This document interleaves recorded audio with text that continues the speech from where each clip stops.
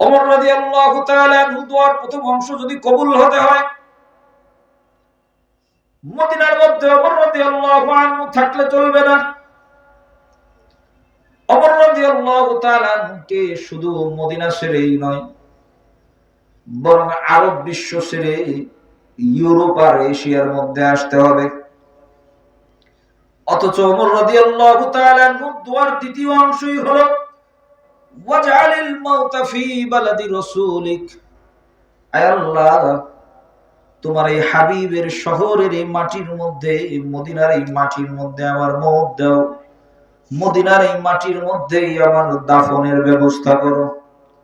দোয়ার প্রথম অংশ যদি কবুল হয়, ওমর রাদিয়াল্লাহু আনহু মদিনার বাহিরে, আরবের বাহিরে চলে যেতে হয়। আর দোয়ার দ্বিতীয় অংশ যদি কবুল করতে হয়, তো ওমর রাদিয়াল্লাহু আনহুকে মদিনার মাটিতেই দাফন করা লাগবে। বাহ্যিক দৃষ্টিকোণ থেকে একটা অবাস্তব এবং অসম্ভব জিনিস।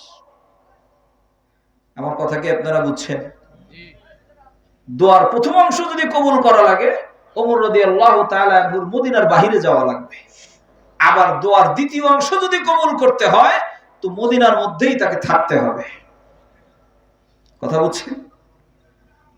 মানুষের কাছে এই জিনিসগুলো অসম্ভব এবং অবাস্তব, আমাদের পক্ষে এগুলো সম্ভব না। কিন্তু দোয়া যার কাছে করছেন তার পক্ষে কি এটা বাস্তব না অবাস্তব? তার পক্ষে অসম্ভব না সম্ভব? এজন্য দুনিয়ার মুমিন মুসলমান এই দুনিয়ায় চলতে ফিরতে উঠতে বসতে ওই আল্লাহর উপর ঈমান আর ইয়াকিনকে আপনার রাখতে হবে যে আমার আপনার সামনে মানবীয় দৃষ্টিকোণ থেকে অনেক জিনিস অসম্ভব মনে হইতে পারে, কিন্তু এমন এক আল্লাহর সাথে আমার আপনার সম্পর্ক, এমন এক আল্লাহর জাতের উপর আমাদের ঈমান যে ওই আল্লাহ তাআলার পক্ষে কোনো কিছুই অসম্ভব না। ওমর রাদিয়াল্লাহু আনহু দোয়া করেন, আয় আল্লাহ, কেমনে কবুল করবে জানা নাই, কিন্তু দোয়া আমার তোমার কাছে, এটা তোমার হুকুম আমি পুরা করেছি। রাসূল চলে যাওয়ার পর, আবু বকর চলে যাওয়ার পর, রাসূল ইসলামকে যেই জায়গার মধ্যে রেখে গেছে, আবু বকর যেই জায়গার মধ্যে ইসলামকে রেখে গেছে, আমি ওমর দায়িত্ব গ্রহণ করার পরে ইসলামকে আমি আরো প্রসারিত করছি। অর্ধ পৃথিবী মুসলমানদের আয়ত্তের মধ্যে চলে আসছে। আল্লাহ, তোমার এই হুকুম আমি পুরা করেছি। এখন তোমার কাছে আমার আরজি, আমার দোয়া, আমার এই দোয়া তুমি কবুল করবা। কিভাবে করবা আমার জানা নাই, কারণ আমরা দুর্বল, তুমি আল্লাহ দুর্বল না। আমাদের কাছে অনেক কিছুই অসম্ভব, কিন্তু আল্লাহ তোমার কাছে কোনো কিছুই অসম্ভব না। আল্লাহ তোমার কাছে সবকিছুই সম্ভব। ওমর রাদিয়াল্লাহু তাআলা দোয়া আসমানে আল্লাহ তাআলা কবুল করেছেন।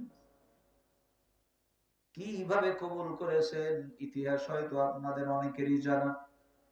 ওমর রাদিয়াল্লাহু আনহু মদিনার মসজিদের মধ্যে ফজরের নামাজের ইমামতি করতে দাঁড়িয়েছেন।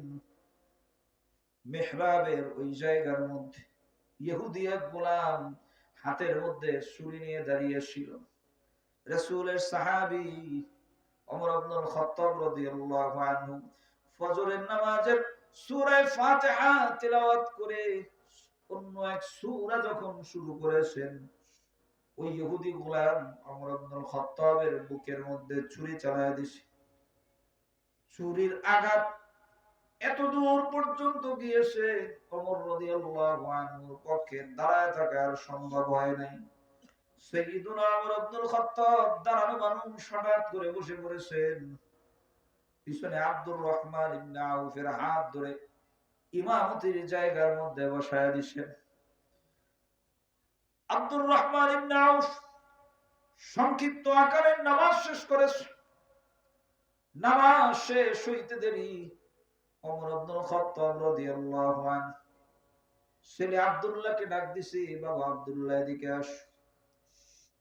আঘাত আমার এমন ভাবে লেগেছে, মনে হচ্ছে এই দুনিয়াতে আমি আর বাঁচবো না, হায়াত আমার শেষ। আমি আল্লাহ তাআলার কাছে দোয়া করেছি, আয় আল্লাহ, শাহাদাতের মউত তুমি দাও। আর তোমার হাবিবের এই মদিনার মাটিতে আল্লাহ তুমি আমার কবরের ব্যবস্থা করো। বাবা আব্দুল্লাহ, আল্লাহ হয়তো আমার এই দোয়া কবুল করেছে। মদিনার মধ্যে থাকা অবস্থায় ইহুদির হাতে ছুরিকাঘাতে আমার মৃত্যুর ব্যবস্থা আল্লাহ করেছে। মান কুতিলা যুলমান ফাহুয়া শাহীদুন, অন্যায় ভাবে কাউকে যদি হত্যা করা হয়, আল্লাহ রাব্বুল আলামিন ময়দানে মাহশারে তাদেরকে শাহাদাতের মর্যাদা দিবেন, মর্তবা দিবেন। সেই জায়গার মধ্যে ওমর ইবনুল খাত্তাব তো এক ইহুদি গোলামের দ্বারা আক্রান্ত হয়েছেন, কোনো সন্দেহ নাই শাহাদাতের মওত নসিব হয়ে গেছে। বাবা আব্দুল্লাহ, যাও যাও, আম্মা জানের কাছে আমার পক্ষ থেকে একটা বার্তা নিয়ে যাও। মনে হচ্ছে আল্লাহ তাআলা আমার দোয়ার প্রথম অংশ যেহেতু কবুল করেছে, রব্বে কারীম আমার দোয়ার দ্বিতীয় অংশ আল্লাহ রাব্বুল আলামিন কবুল করবেন। যাও যাও, আম্মা জান আয়েশার কাছে গিয়ে আমার দিলের আরজির কথা বলো। আল্লাহর